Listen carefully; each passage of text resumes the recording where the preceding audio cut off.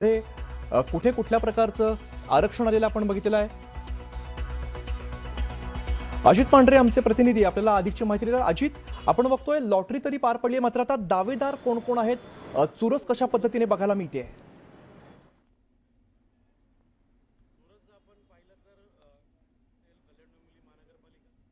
उल्हासनगर असेल, मुळात इथं आता फक्त ठाण्याचा विषय आहे की ज्या विषयामध्ये भाजप आग्रही आहे, पण बाकी ठिकाणी तिथं शिवसेनेचे सगळे शिवसेनेचेच महापौर होतील हे निश्चित आहे। आणि यामुळेच तिथं जे प्रस्थापित नगरसेवक होते, जे प्रस्थापित याआधी महापौर उपमहापौर स्थायी समिती सभापती राहिले होते, यांच्या स्वप्नावरती पाणी फिरलेलं आहे। कारण का SC आणि ST अशा पद्धतीचे आरक्षण इथं जाहीर झाल्यामुळे नेमकं तिथे वर्णी कोणाची लागायची, जर त्या व्यक्तीची वर्णी लागली नाही, त्याच्या घरच्या व्यक्तीचे घरची महिला जी आहे, पत्नी बहीण किंवा मुलगी सून यांची वर्णी लागेल अशी शक्यता त्यांनी देखील तयारी देखील केली होती, पण ती शक्यता देखील पूर्णपणे मावळली आहे।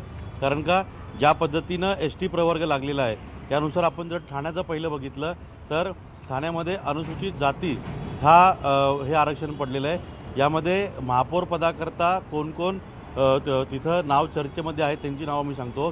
प्रभाग क्रमांक 3मधून पद्मा भगत आहेत, प्रभाग क्रमांक 6मधून वनिता घोगरे या हनुमंत जगदाळे यांच्या प्रभागातून निवडून आलेले आहेत। हनुमंत जगदाळे यांचं नाव महापौर पदाकरता चर्चेमध्ये होतं, त्यामुळे हनुमंत जगदाळे आता कशा रीतीनं वनिता घोगरे यांच्याकरता फिल्डिंग लावतील ते देखील पाहावं लागेल।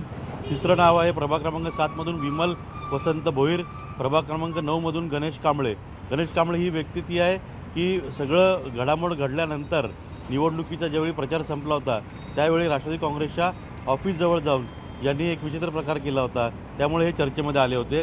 त्यानंतर प्रभाग क्रमांक 16मधून डॉक्टर दर्शना जानकर या पहिल्यांदाच निवडून आलेल्या आहेत, पण यांचे पती गेले अनेक वर्ष नगरसेवक आहेत, यांच्या सासू ज्या आहेत त्या अनेक वर्ष नगरसेविका आहेत। आणि यावेळेस जर पुरुष किंवा खुलं पडलं असतं किंवा पुरुष आरक्षण पडलं असतं SCचं, तर योगेश जानकर यांचं नाव सर्वात आघाडीवरती होतं। त्यामुळे आता महिला आरक्षण पडल्यामुळे दर्शना जानकर यांचं नाव त्या ठिकाणी चर्चेमध्ये आहे।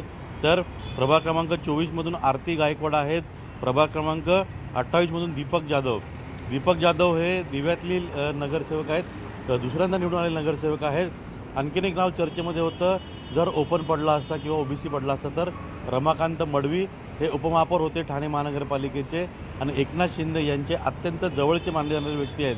ऑपरेशन गुवाहाटी असेल, ऑपरेशन टायगर असेल किंवा मधल्या काळामध्ये ज्यावेळी पुन्हा एकदा पालिका निवडणुकीच्या पार्श्वभूमीवरती ऑपरेशन टायगर सुरू केलं होतं, त्यामध्ये रमाकांत मडवी यांनी महत्त्वाची भूमिका बजावली होती आणि त्यांचेच अत्यंत जवळचे म्हणून दीपक जाधव यांचे देखील नाव चर्चेमध्ये आहे। तर ही सगळी नावं ठाण्यातून चर्चेमध्ये आहेत।